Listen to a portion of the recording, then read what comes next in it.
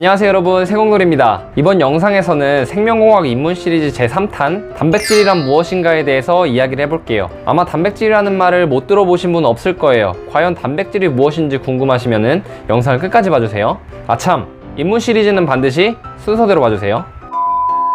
지난 영상에서 세포에 대한 이야기를 했어요. 세포막을 통해 외부와 차단돼 있으면서 필요한 물질들만 외부로부터 받아들이고 이것들을 이용해서 필요한 물질들을 만들어내고 이 과정에서 발생하는 필요 없는 물질들은 밖으로 내보낸다고 했어요. 근데 이런 일들이 과연 어떻게 일어날 수 있는 걸까요? 이런 모든 일들, 세포가 수행하는 모든 일들은 바로 단백질과 관련이 있어요. 왜냐면 단백질이 바로 이런 기능들을 해주는 거거든요. 그래서 세포의 기능이 제대로 작동하려면 그 기능을 담당하는 단백질들이 잘 만들어져야 돼요. 그렇다면 단백질이 과연 어떤 물질인지 한번 알아볼까요? 모두들 아미노산이라는 말 한 번쯤은 들어보셨을 거예요. 기본적으로 모양은 전부 똑같이 이렇게 생긴 물질이에요. 여기서 빨간색으로 되어 있는 부분에 어떤 종류의 물질이 달려있냐에 따라서 아미노산의 종류가 달라지는 거예요. 아미노산은 일반적으로 20종류가 있다고 생각하시면 되는데요. 여기 아미노산 표를 보시면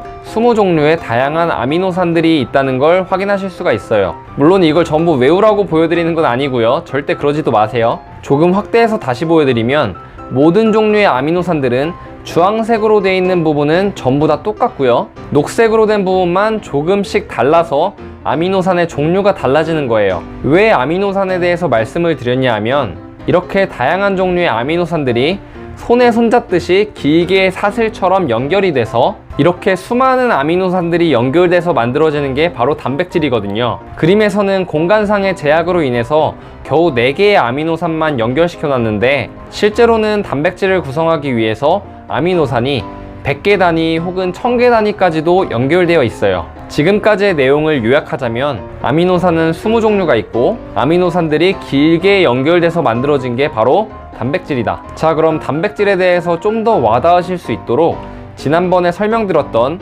세포 이야기를 다시 가져와서 설명을 해볼게요. 세포의 안쪽은 세포막으로 인해서 세포의 바깥쪽과 차단되어 있는 상태고요. 필요한 물질들만을 바깥으로부터 선택적으로 안쪽으로 들여온다고 했었죠. 이게 어떻게 가능하냐면요. 세포막에 있는 단백질들이 이런 기능을 하는 거예요. 세포막에 있는 단백질들이 바깥쪽에 존재하는 물질들 중에서 필요한 물질들만을 선택적으로 잡아서 세포 안쪽으로 들여보내는 거예요. 그리고 이렇게 단백질이 선택적으로 물질을 운반하기 위해서는 단백질들은 반드시 자기와 모양이 맞는 물질들하고만 결합을 해야 돼요. 아무 물질들하고 막 결합을 하는 게 아니고 열쇠와 자물쇠처럼 서로에게 맞는 짝꿍이 있다는 거예요. 이런 일들을 하는 단백질들이 세포막에는 정말 많아요. 그리고 세포 안쪽에서 다양한 물질들이 만들어진다고도 했었죠. 그러기 위해서는 필수적으로 바깥에서 들여온 물질들을 필요에 따라 잘라낼 수도 있어야 되고요. 혹은 필요에 따라 다른 물질을 붙일 수도 있어야 돼요. 우리가 학교 다녔을 때 미술 시간에 선생님이 무언가를 만들려고 하면은 가위로 자르고 풀로 붙이고 막 그랬잖아요. 세포 안에서 이렇게 가위와 풀의 역할을 하는 게 단백질이에요.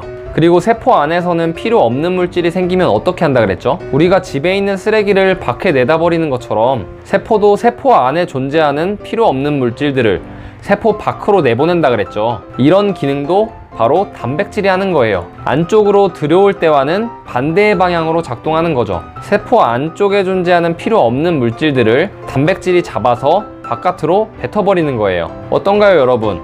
단백질에 대해서 조금은 감이 잡히시나요? 세포가 살아가는데 필요한 기능들을 뭐가 한다고요? 바로 단백질이 하는 거예요. 그러면 이것도 한번 생각해 볼까요? 세포가 살아가기 위해서는 굉장히 다양한 기능들이 필요할 거예요. 그리고 그 기능들을 담당하는 건 단백질이었죠. 그러면은 굉장히 다양한 기능을 하기 위해서는 단백질도 굉장히 다양한 종류가 있어야겠죠. 그래서 다음 영상에서는 단백질의 다양성에 대해서 얘기를 해볼 거예요. 그리고 각각 다른 기능을 하는 다른 종류의 단백질들이 과연 어떤 차이에 의해서 나타나는 건지에 대해서도 얘기를 한번 해볼게요. 이번 영상은 여기까지고요. 영상이 유익하셨다면 구독과 좋아요 잊지 마시고 지금까지 생공돌이였습니다.